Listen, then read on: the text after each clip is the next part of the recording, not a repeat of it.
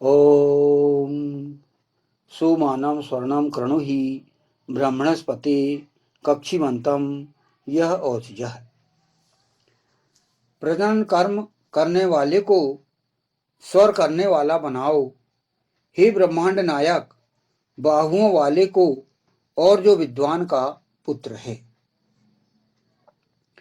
यह मंत्र जो लिया गया वह ऋग्वेद के प्रथम मंडल के 18वें सूक्त का प्रथम मंत्र है। तो यहां से 18वां सूक्त प्रारंभ हो रहा है। तो यहां पर कहा गया है, ऋग्वेद के यह प्रथम मंडल 18वां सूक्त है। इसके ऋषि भगवान मेधातिथि महिमत कांड हैं, जो कि पिछले सूक्तों से चले आ रहे हैं। भगवान मेधातिथि महिमत कांड, इस सूक्त की मंत्र संख्या 9 है।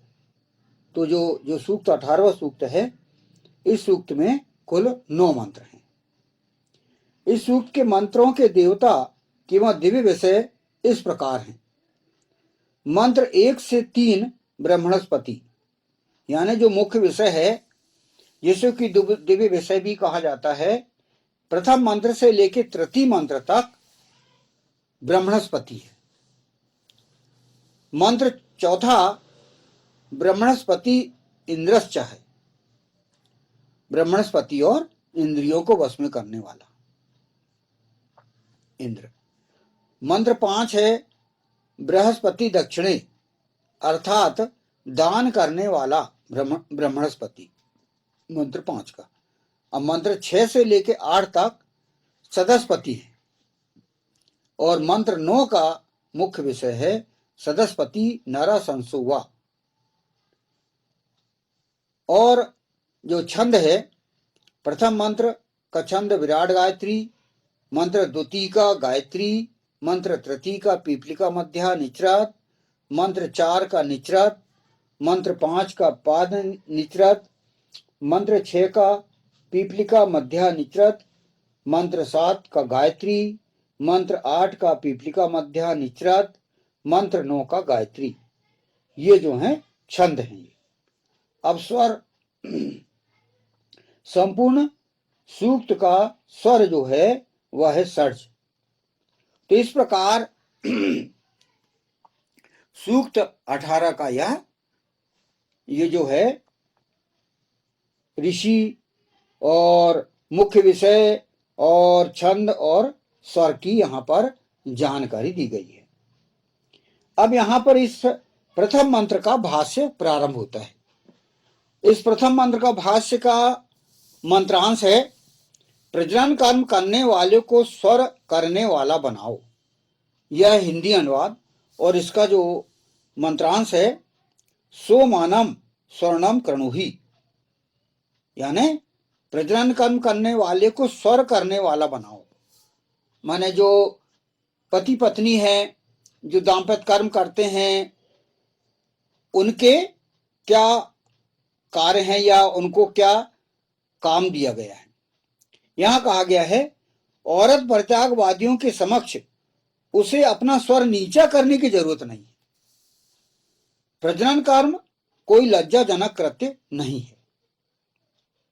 यह यदि समाप्त हो जाए तो अंततः संपूर्ण सृष्टि ही समाप्त हुए बिना नहीं रहेगी। तो यहां पर इस मंत्र का, ये मंत्रांश का सामान्य अर्थ यहां पर ये लिया गया है कि आपको जो प्रजनन कर्म करने वाला है उसको आपको सर उठा के चलना है, सर नीचा करके, और स्वर भी नीचा नहीं करना है। भाई जो औरत परित्यागवादी हैं, जो सन्यासी हैं, ऐसे सन्यासी क्या कहते हैं कि औरत नरक का द्वार है, प्रजनन कर्म नहीं करना चाहिए, नर नारी का समागम नहीं होना चाहिए। ऐसा नहीं है। यदि ऐसा नहीं होगा, प्रजनन कर्म नहीं होगा, मैथुन कर्म नहीं होगा, तो सृष्टि ही नहीं चलेगी। अपन देखते हैं कि बिना पुरुष औरत के समागम के संतान उत्पत्ति नहीं होती, और जब तक पुरुष औरत नहीं मिलेंगे तब तक संतान उत्पत्ति नहीं होगी। तो पिछले मंत्रों में तो ईशान परम परमात्मा ने बकायदा इस प्रजनन कर्म को पवित्रता से देखा है, पवित्र कार्य कहा है। एक जो है, एक सूक्ति पौमान सोम करके एक पूरा सूक्त ही निकाला है ईशान परम परमात्मा ने वेद में, जो कि मैथुन कर्म को, प्रजनन कर्म को पवित्र कहा है। तो ऐसे लोग जो औरत प्रत्यागवादी हैं, जो नहीं चाहते कि भाई औरत संसर्ग हो, ऐसे सन्यासी लोग, जो कि सन्यासी कई कारणों से बन जाते हैं, बन गए हैं, तो उनकी बातों को हमें ध्यान नहीं देना है। क्योंकि हमें जो है, हमारे जो सन्यासी हैं, कोई जो अपने जो पिछले आचरण आए कि भगवान विष्णु, भगवान शंकर, भगवान राम, भगवान कृष्ण, क्या ये प्रजनन कर्म नहीं करते थे क्या?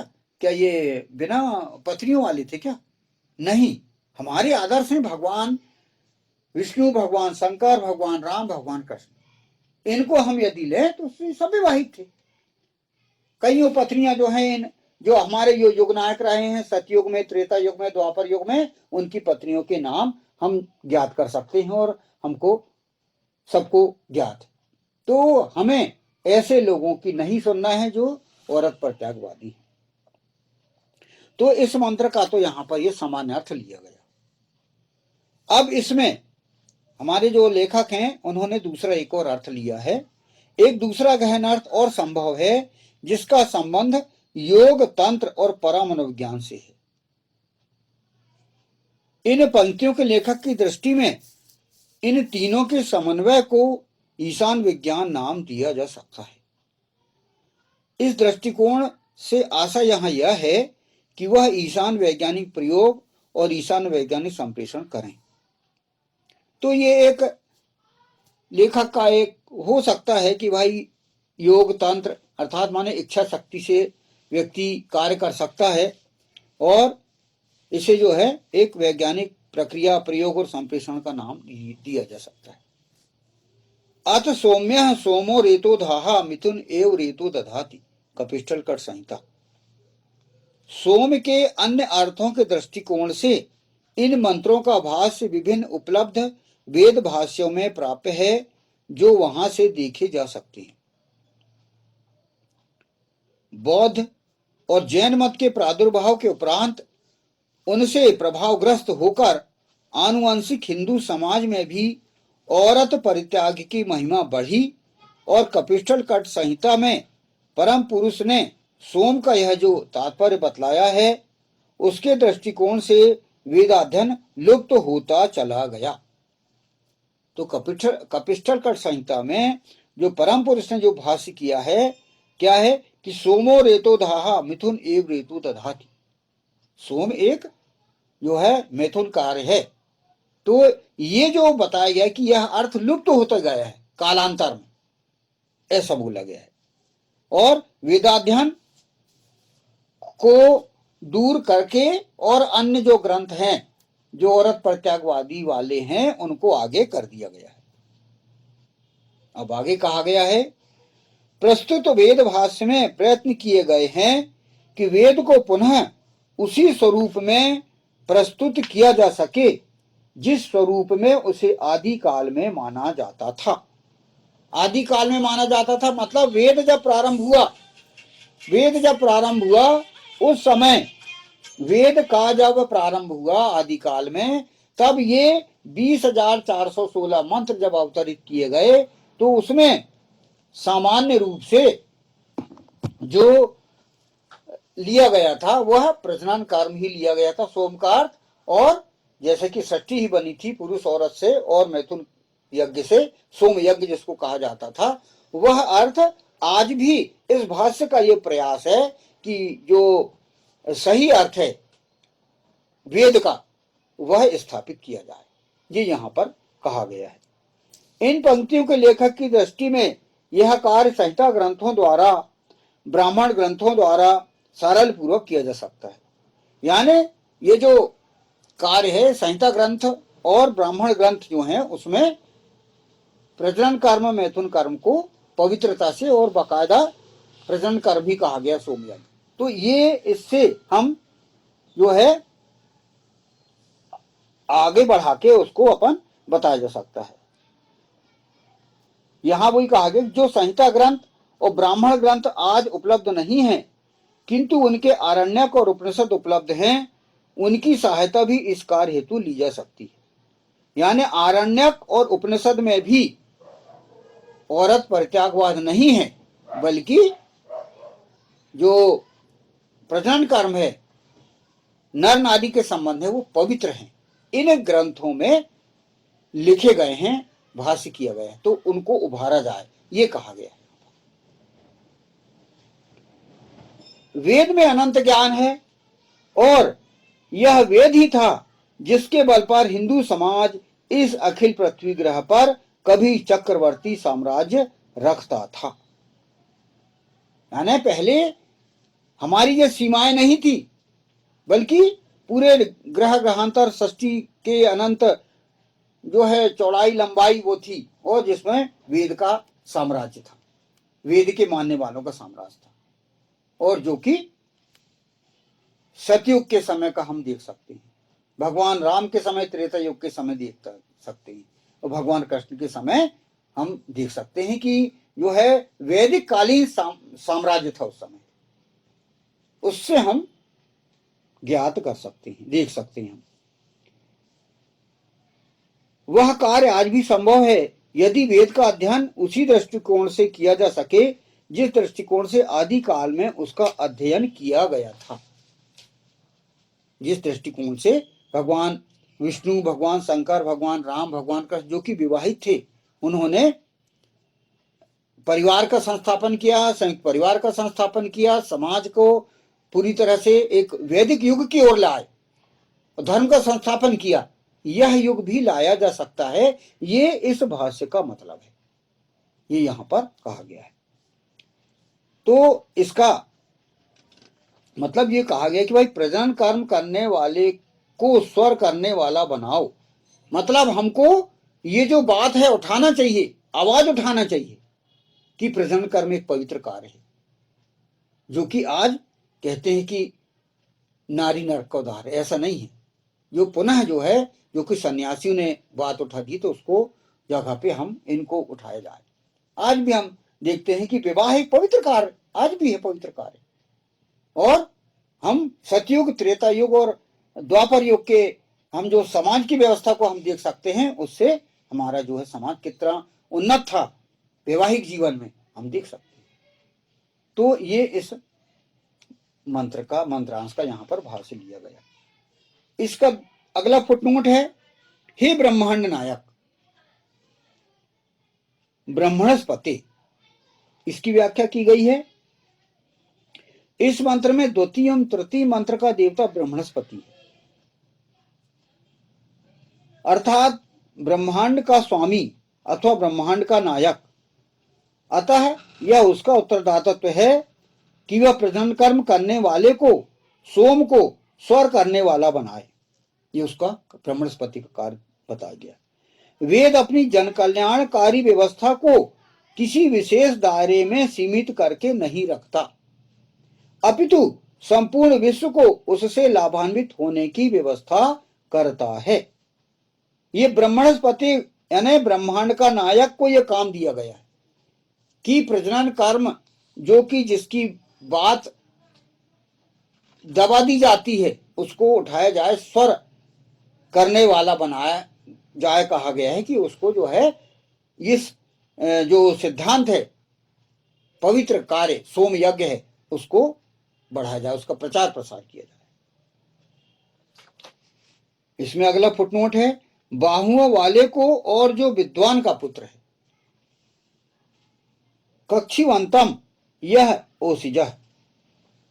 इसकी व्याख्या यहां पर की गई है, विश्व को सुखमय और कल्याणकारी बनाने की जिम्मेदारी केवल प्रजनन कर्म करने वाले मात्र की नहीं है, अपितु भुजाओं वाले और विद्वानों की भी है। यानी हमारा यह कार्य नहीं कि अकेले दंपति ही, परिवार ही जो है वो विश्व का कल्याण करे। किनको सौंपा गया है कि बाहुओं वाले, भुजाओं वाले, मतलब जो बलशाली लोग हैं, जिनके पास जल सेना, थल सेना, नभ सेना, सब सेना हो, और जो ताकतवर लोग हैं।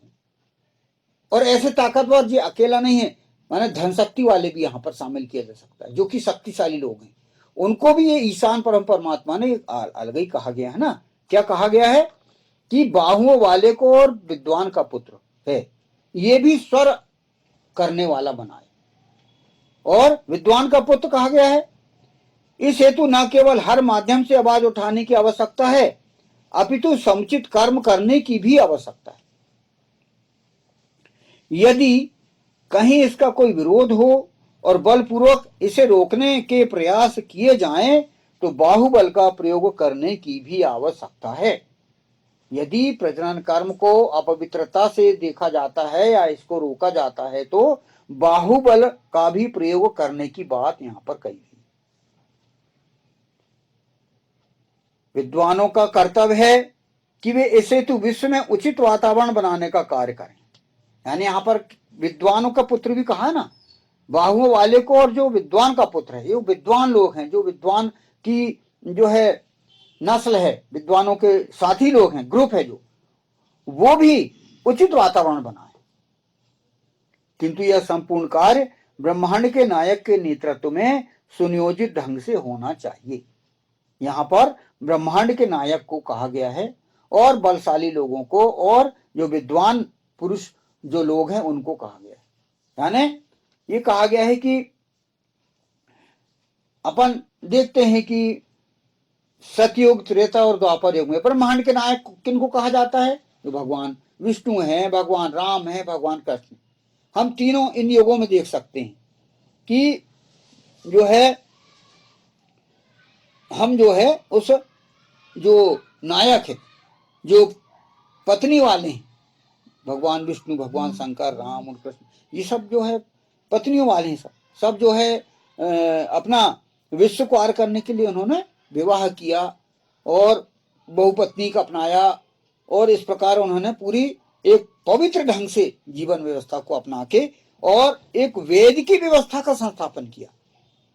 ये मतलब अकेला उन्होंने हर ढंग से कि भाई एक परिवार कैसे सुखी हो सकता है, संयुक्त परिवार कैसे बनाया जा सकता है, दाम्पत्य कर्म के माध्यम से परिवार बना के उन्होंने एक वैदिक जीवन व्यवस्था को यहाँ पर संस्थापन किया। हम हजारों साल के इतिहास को देख सकते हैं। तो आज भी ये किया जा सकता है, यह कहा गया है इस वीर मंत्र में कि हम आज भी ये कर सकते हैं। यानी आज हम जो भगवान विष्णु ने, भगवान शंकर ने, भगवान राम ने, भगवान कृष्ण ने जो मनुष्य का अवतार लेके कर गए, वो हम भी कर सकते हैं। हम भी अपना ये जो वैदिक व्यवस्था है अपना के हम ये कार्य कर सकते हैं, ये यहां पर कहा गया। तो इस मंत्र का इतना भाष्य हुआ है। प्रजनन कर्म करने वाले को स्वर करने वाला बनाओ, हे ब्रह्मांड नायक, बाहुओं वाले को और जो विद्वान का पुत्र है। ओम सोमानम स्वर्णम कृणो ही ब्रह्मणस्पते कक्षीवंतम यह ओषिजः। ओम।